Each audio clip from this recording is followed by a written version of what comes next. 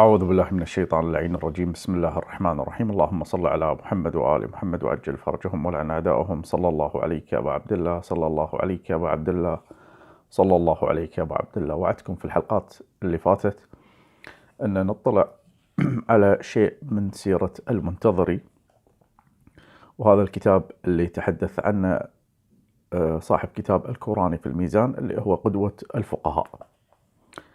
أيضا في حلقات الكتاب الناطق لسماحة الشيخ الغزي، في رد الشيخ الغزي على مقطع من المقاطع اللي تعرض فيه الكوراني للشيخ الغزي، تناول الشيخ الغزي ذكر هذا الكتاب بأن الكوراني ألف هذا الكتاب. تقدرون ترجعون حق الحلقات، وراح تعرض لكم الحلقات شنو قال الكوراني عن سماحة الشيخ الغزي ورد سماحته على الكوراني. هذا الكتاب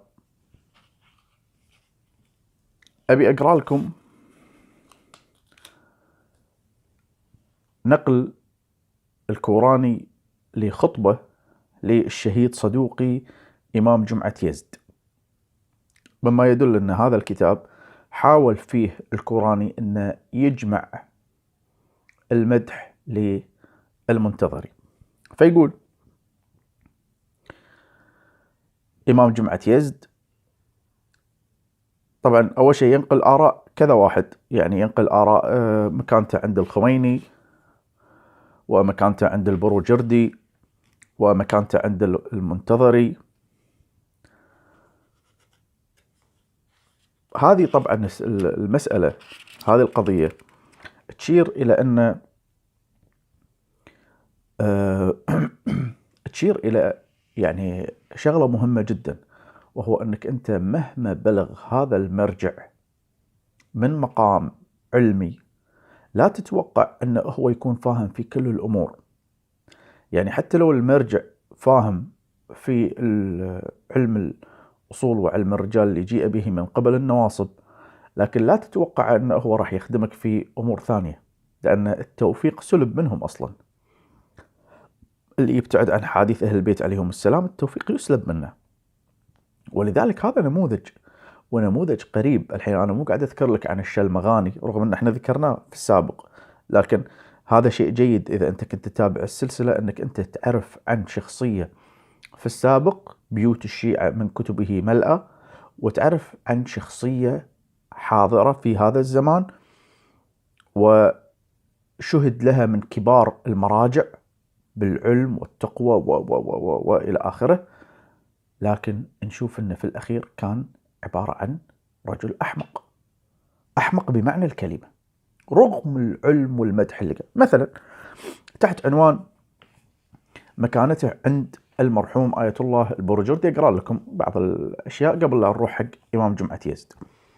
فيقول: يذكر تلامذة المرجع الديني الكبير المرحوم السيد البروجردي المكانة الخاصة التي كانت لآية الله منتظري عنده، رغم أنه كان يوم ذاك في الثلاثينات من عمره، فقد كان مقرر أبحاثه الأصولية والفقهية. تخيل أنه كان يقرر الأبحاث الأصولية والفقهية للبروجردي، وطبع منها كتاب نهاية الأصول سنة 1375 هجري، وكتاب البدر الزاهر في صلاة الجمعة والمسافر سنة 1378 هجري، وكان من الهيئة المعينة من قبله لامتحان طلبة المرحلة العليا في الحوزة. تخيل يعني البروجردي حاط المنتظري من قبل الهيئة العليا اللي تمتحن الطلبة لحضور بحث الخارج، يعني إنه مو أي أحد يحضر بحث الخارج، حيث يتهيأ لبلوغ درجة الاجتهاد.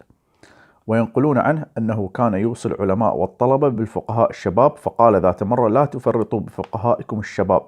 فسئل من هم؟ البروجردي كان دائما يقول أنه يعني ديروا بالكم على الفقهاء الشباب، فقالوا ولا منو؟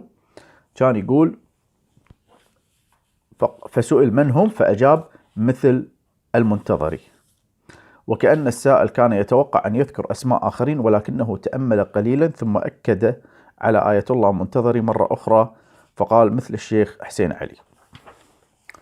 مكانته عند الإمام الخميني دام ظله، فمعناته أن الكتاب ألف في وقت كان فيه الخميني عايش، 1900 الطبعة الأولى 1987، فالخميني كان عايش يعني. هذه الطبعة الأولى، طبعا هو أكيد كان كاتبه قبل 87. يقول: آية الله منتظري شخص ذو قيمة عالية، عالم ملتزم، وقد دخل السجون وتحمل الأذايا فنضج بهذه الأمور. يعني مو بس حضور حوزوي له ومكانة حوزوية له، إنما أيضا رجل له خبرة سياسية. الناس تتوقع أن بعد هذا مكافح ودش السجون وكذا، إضافة إلى علمه، فأكيد هذا بارز. ليش إحنا قاعد نقرأ هذه الأمور يا شباب؟ عشان نبين لكم أن لا تنخدعون، لا تنخدعون بالناس. والله حتى أنا لا تنخدعون فيني. إذا أحد يحبني يعني ويسمع كلامي 100%، هذا غلط، لأنه يمكن أنا أنحرف يوم من الأيام. التوفيق يسلب التوفيق. فدائما من دخل الدين بالرجال أخرجه منه الرجال، ومن دخل الدين بالكتاب والسنة هي منه؟ أي سنة عندنا أحسن من سنة المعصوم عليه السلام؟ زلت الجبال، أعتقد هكذا نص الرواية، قبل أن تزل قدمه. زالت الجبال قبل أن تزل قدمه. ومن كلام الإمام مع أعضاء مجتمع طيبة التعليمي أنه نتيجة عمري، أو كانوا يقولون ثمرة عمري، وحتى جاي بالمصدر مجلة سروش العدد 8 الصفحة 5. ونضج بهذه الأمور من جرائد الجمهورية الإسلامية في 27/6/1358 الموافق 26 شوال 1399. ومن رسالة الإمام في الحكم التي كلفه فيها بإقامة صلاة الجمعة في طهران: أعرفك مجاهدا كبيرا وفقيها جليلا. هذا في 21/6/1358 الموافق 20 شوال 1399. ويعرف رأي الإمام في أعلمية آية الله منتظري من إرجاعه إليه في المسائل الاحتياطية، جريا على أسلوب المراجع في تعيين الأعلم فالأعلم. يعني الخميني اللي يبي قلده يقول اللي يعني المرجع اللي وراي هو المنتظري. تخيل يعني. كما سيأتي في كلام آية الله آذري قمي وآية الله صانعي، ومن إحالته إليه تعيين صلاحية المرشحين لشورى مجلس القضاء الأعلى التي تعني تحقيق درجة الاجتهاد فيهم، مضافا إلى الشروط الأخرى والتي هي بحسب الدستور من مختصات الفقيه ولي الأمر. ومن إحالته إليه أخيرا عددا من المسائل الفقهية المتعلقة بالحرب. يعني شوف، حتى مسائل حرب، رغم أن هذه مسائل فيها أرواح بشر ومستقبل وطن، يعني ناس قاعد تدش الحدود وناس تطلع وناس إلى آخره. ومن طلبه منه في لقائه الأخير به أن يتصدى ويعطي رأيه في كل الأمور المرتبطة قانونيا بالفقيه ولي الأمر، سوى الأمور التي ينص الدستور على أنها من صلاحياته. وقد حدث بعد ذلك أن مجلس الشورى الإسلامي أحال إلى التنفيذ قانون ضرائب البلديات الذي يحتاج إلى إمضاء الفقيه ولي الأمر، استنادا إلى إمضاء آية الله العظمى المنتظري. آية الله الشهيد مطهري أحد كبار الفقهاء والفلاسفة شنو يقول عن منتظري؟ يقول إنه آية الله منتظري من الناحية العلمية أقوى من كثير من الذين هم في مستوى درجة آية الله والمرجعية. خني حق صدوقي بعد هذا بعد خارها أكثر. شو يقول فيما يخص آية الله منتظري: أقول علانية وجهارا إن الرجل لائق بتمام معنى الكلمة. أنا أعرف هذا الرجل المحترم منذ 40 سنة من ناحية فقاهته وعلومه الأخرى وزهده وتقواه وإيمانه الراسخ. أنا أؤيده 100%. رجل لائق من كل جهة. وأنتم أيها الناس يجب عليكم إذا سمعتم أحدا ما يحط من قدر هذه الشخصية المحترمة ويطلق لسانه بانتقادها أن تلقموه حجرا. شوف إلى هالدرجة هذه. لا أستطيع بضعفي أن أوفي الكلام في حق هذا الصديق العزيز، ولكن بنحو كلي يجب أن تعرفوا أن الأهلية متحققة فيه بتمام معنى الكلمة، وأن العلماء المجاهدين يؤيدونه، وأن كل من ينتقده فنحن نعتبره، شوف أي أحد ينتقده مو يكون ضده، ينتقده نقد، فنحن نعتبره عدوا للعلماء وللثورة وللإسلام. شوف هذه صنمية ولا مو صنمية يا جماعة؟ هذه صنمية ولا مو صنمية؟ أنتوا جاوبوني بكل صدق. خلك مني أنا منحرف، زنديق، كافر، فاسق، عميل، لكن أنت قل لي هذا الكتاب مال منو؟ أمي مألفته ولا القرآن مألفه؟ ها؟ منو اللي مألفه؟ ها؟ وهذا الكلام قاعد أنقل لك إياه. آية الله منتظري الذي كتب قبل 34 سنة تقريرات بحث آية الله بروجردي في حياته. بروجردي اللي منع طباعة أجزاء المطاعن في البحار. تتوقعون أن يكون له توفيق؟ آية الله بروجردي في حياته، والآن إذا أراد أحد أن ينتقده فيجب أن تجر إذنه بشدة. اضربوا بشدة على أفواه أعداء العلماء، وبالأخص على فم عدو آية الله منتظري. هذه صنمية ولا مو صنمية يا جماعة؟ صنمية ولا مو صنمية؟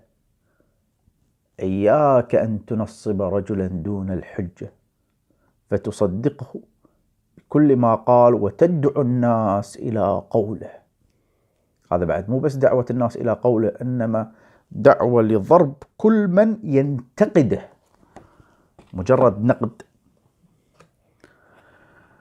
ولاية الفقيه من قبل ولي العصر، وولي العصر من قبل النبي، والنبي من قبل الله، فهذه الولاية أعطاها الله تعالى للفقيه. صاروا ما شاء الله يعني بمستوى علي وفاطمة والحسن والحسين. غاية الأمر أنه في عصور الطواغيت والملوك لم يسمحوا بإعمال هذه السلطة كاملة، ولكن الآن حيث أصبحت السلطة بيد الشعب المسلم، فإن الفقيه في أعلاها بأمر إمام الزمان، وإمام الزمان أيضا بأمر النبي، والنبي بأمر الله تعالى. وإذا كان المسلمون مسلمين بدون ولاية الفقيه فإن أصل عملهم غير صحيح. ولاية الفقيه اللي ما يؤمن فيها أصل عمله غير صحيح. خلينا نشوف بعدين شو يسوي هو حق المخالفين. ما أدري المخالفين يؤمنون بولاية الفقيه ولا اللسب بس على الشيعة. ولذا فإن الأمر ليس أمرا آنيا يتم بقرار من مجلس الشورى أو بنص من الدستور بتفويض الأمر إلى الفقيه، بل الله تعالى قرره وثبته. وإذا لم يقبل أحد أن يخضع لولاية الفقيه فهو لا يخضع للإسلام، ولا يمكن أن يقال أنه مسلم ولا مؤمن أيا كان مقامه. أبيكم تحطون خط وتذكرون هذا الكلام. إذا لم يقبل بولاية الفقيه فنحن نشك في إسلامه وفي إيمانه بالله تعالى، بل لا نشك ولكن نقول ليس مؤمنا وليس مسلما. هذا منو يا جماعة؟ هذا آية الله الشهيد صدوقي إمام جمعة يزد. إمام جمعة يزد، وهذا كلامه. أبيكم تكبتشرونه تحفظونه عشان بعدين راح نشوف أن هذا اللسبي ترى بس حق الشيعة، يعني أسد علي وفي الحروب نعامة، أما مع لا الرعاية ولا تقولوا أخواننا لكن قولوا أنفسنا. قولوا أنفسنا. أنفسنا ليسوا أنفسنا مسلمين، أنفسنا مسلمين، لكن الشيعي الذي لا يؤمن بولاية الفقيه ليس بمسلم. تمام؟ شيكم. والله لا شبهة في أن منتظري فقيه جامع الشرائط، أنه لم يصر فقيها الآن، بل إنه منذ نحو 30 سنة أو أكثر فقيه جامع الشرائط بتمام معنى الكلمة. رجل فقيه منفتح، وما أكثر المنفتحين. فضل الله أيضا منفتح، وهذا أيضا فقيه منفتح.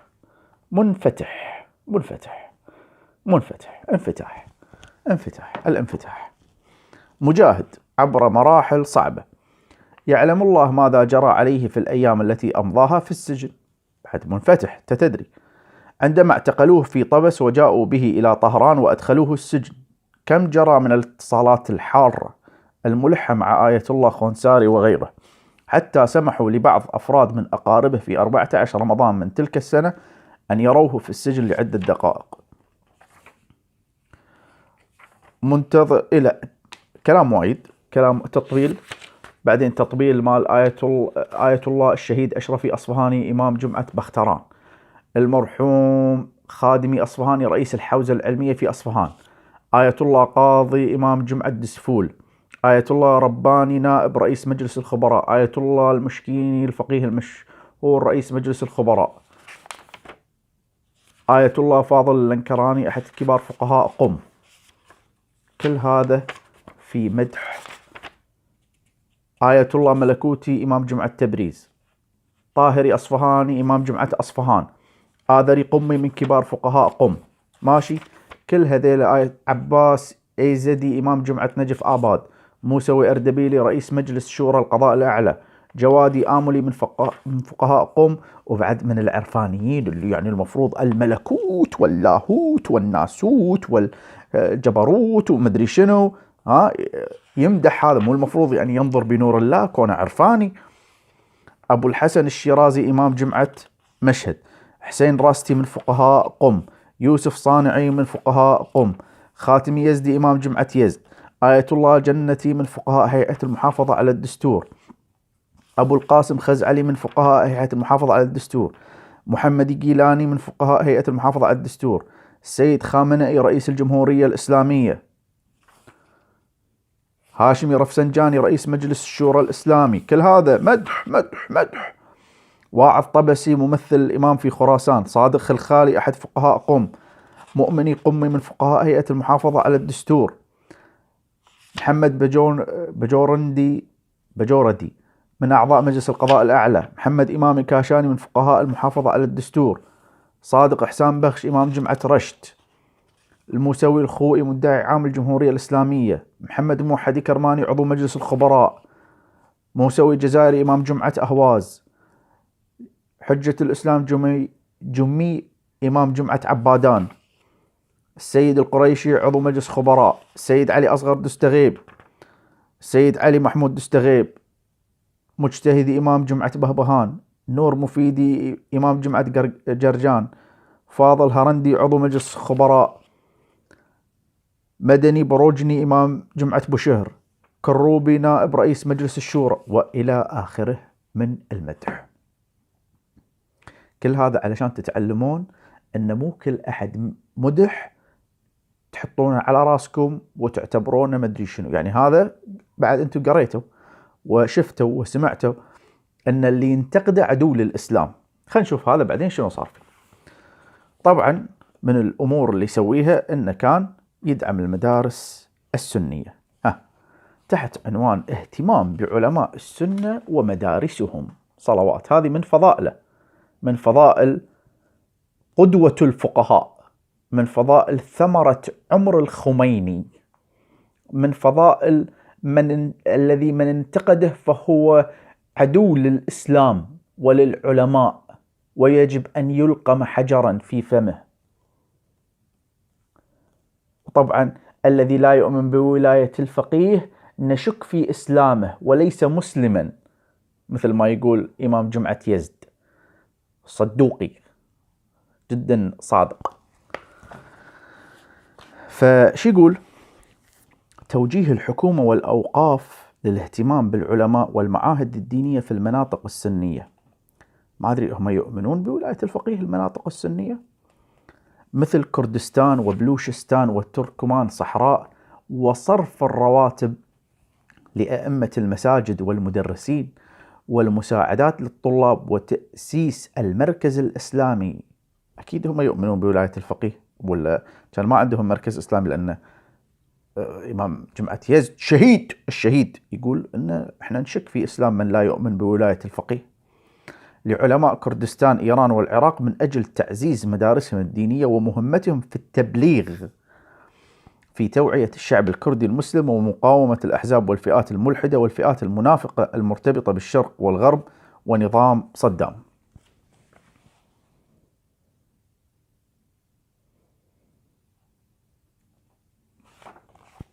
زين، أبيكم يعني تنتبهون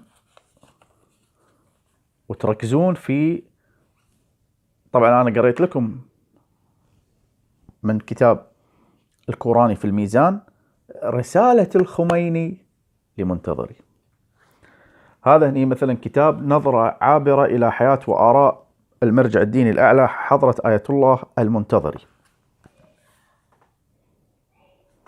أوكي،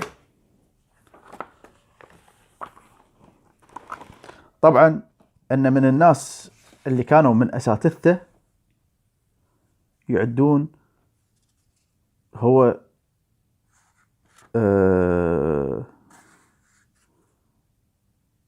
أساتذته في الفلسفة والمنطق والهيئة ونهج البلاغة والأخلاق.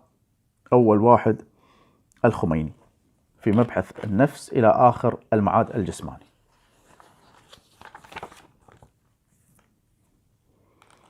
طبعا وكان داعم لمرجعية الخميني، وظهر قام بمظاهرات، وأيضا تم تثبيته وإلى آخره.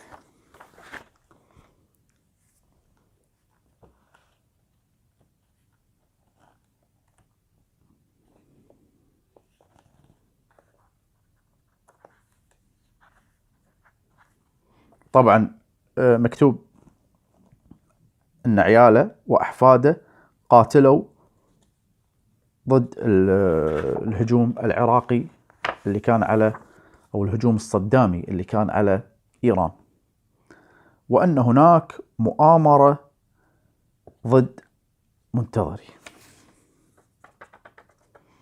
فيعني يصور هذا الكتاب وكأن الخميني خدع من قبل أناس. فيقول في الصفحة 51: طبعا أكيد اللي لا مصلحة في ضرب المنتظري هو شخص يكون له دور في أنه يبي موقع منتظري، وفهمكم كفاية.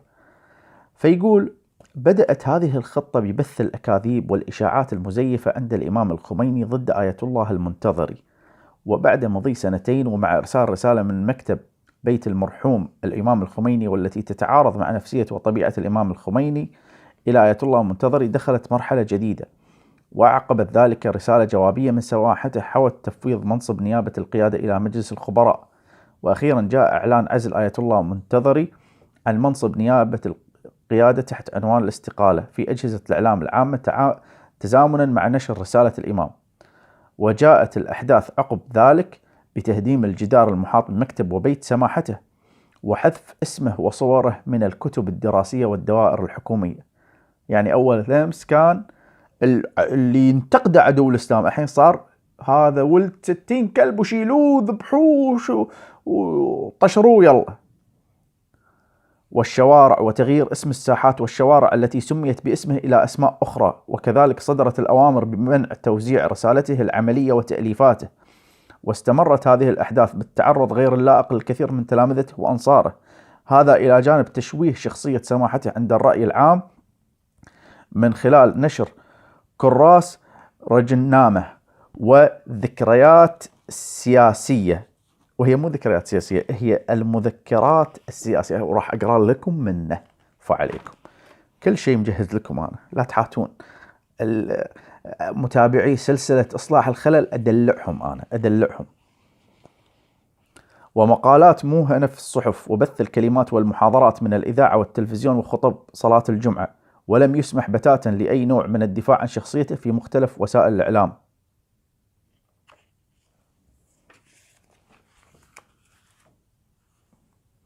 عشان أوريكم الخلل اللي موجود عندنا. وهذا كتاب المذكرات السياسية. طبعا محمدي الريشهري، هذا كتاب كامل. طبعا أنا ترى ما أقدر أقرأ لكم إياه كله، لكن أقرأ لكم بعض الأمور.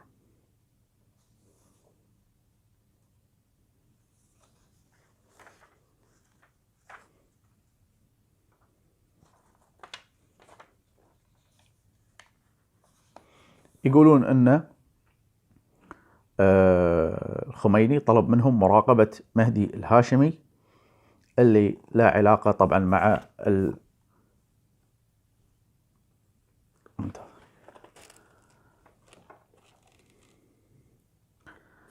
وبعد في كلام خطير. شوف هذا ما أدري قوي، يعني هل هذا شيء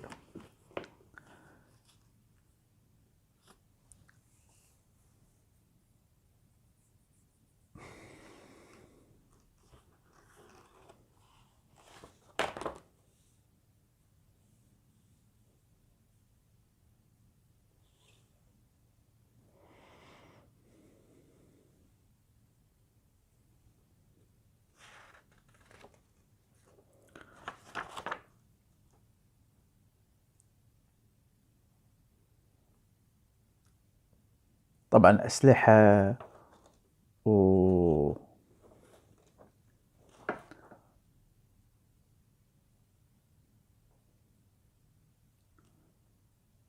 بقرأ لكم الخلاصة أنه في الريشهري يقول، لأن الريشهري طبعا كان مال استخبارات، هذا الحين نفسه مال استخبارات كان، فأنه يقول تصدير الثورة بحاجة إلى السلاح والمتفجرات وتزوير الوثائق، وأنه على علم بهذه الأمور. فيقول مثلا هذه العبارة اللي ما أدري هل هذه تخدم التشيع مثل ما تقولون تطبير، أن دائرة حركات التحرر ضرورية لتصدير الثورة، وإدارة هذه الحركات بحاجة إلى السلاح والمتفجرات وتزوير الوثائق، وقد كنت على اطلاع كامل على أعمالهم. وحتى لو أن الإمام نفسه، يعني لو الخميني هو الحين المنتظر يقول حق الريشهري، قام بالإصرار علي سأفصل حسابي، فليس بوسعي تبرير هذه المخالفات أكثر من هذا. اقرأ الفقرة الرابعة. طبعا حاط لك هو الرد عليه. طبعا المذكرات السياسية ترى موجودة على الانترنت، يعني ممكن الحصول عليها. أنا من زمان منزلها ومسوي لها برنت. أنا أدور وثائق فيها مشاكل أكون حريص على جمعها. ماشي. الكتاب كبير طبعا كله حكي وحكي. في هامش صفحة 57 يشير إلى رسالة اللوعة، تذكرونها اللي ذكرت لكم إياها؟ ذكرتها بس ما قريتها، لكن ذكرت لكم إياها أن أرسلها ولد الخميني إلى هذا إلى المنتظري.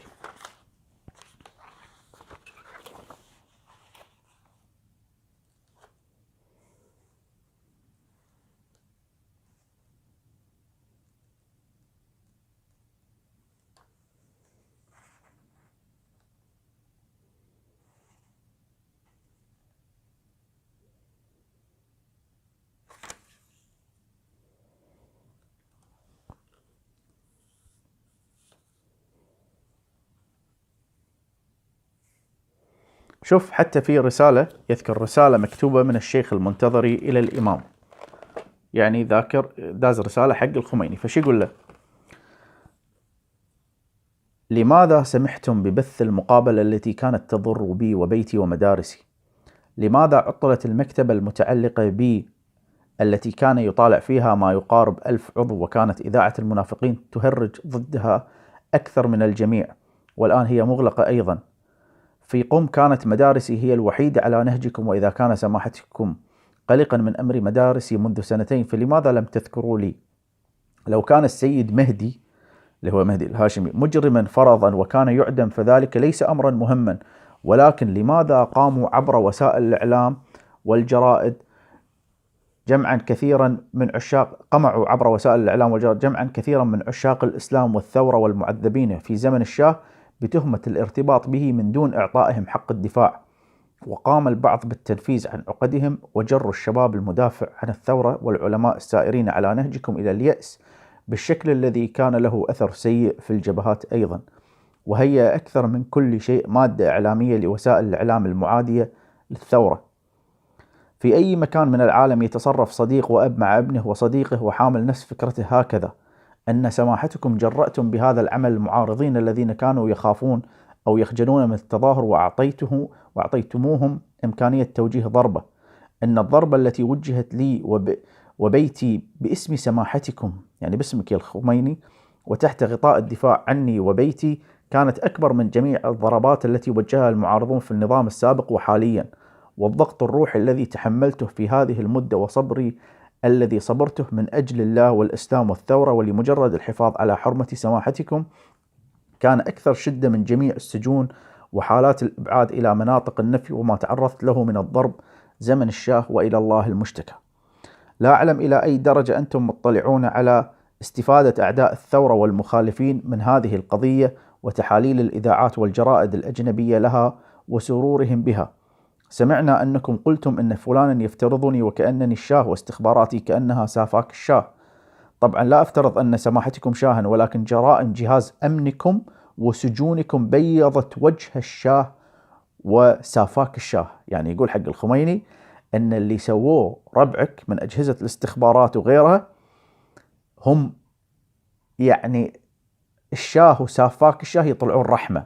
أقرأ العبارة مرة ثانية: سمعنا أنكم قلتم، وراح أوريكم إياها، أن فلانا يفترضني وكأنني الشاه واستخباراتي كأنها سافاك الشاه. طبعا لا أفترض أن سماحتكم شاها، ولكن جرائم جهاز أمنكم وسجونكم بيضت وجه الشاه وسافاك الشاه. إنني أقول هذه الجملة باطلاع دقيق.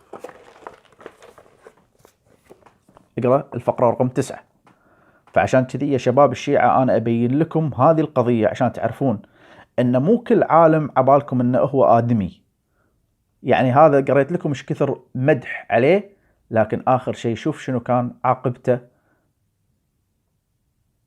أن مهدي الهاشمي لأن نسيبه سوى فيه كل هالسوات وصارت مشاكل بإيران لا لها أول ولا لها تالي. فالحين كم مهدي هاشمي عندنا من أصهار المراجع؟ أنتوا قولوا لي كم مهدي هاشمي قاعد يشفط فلوس تجار الشيعة الكويتيين وغيرهم من دفيعة الخمس اللي قاعدين يودونها حق وكلاء المراجع، اللي قاعدين هم وعيالهم لا شغل ولا مشغلة، عيالهم بزارين أعمارهم على 12 سنة و13 سنة ملبسينهم عمايم من الحين. يعني ترى ذيلا غصبا عليكم راح يكونون شفاطة المستقبل.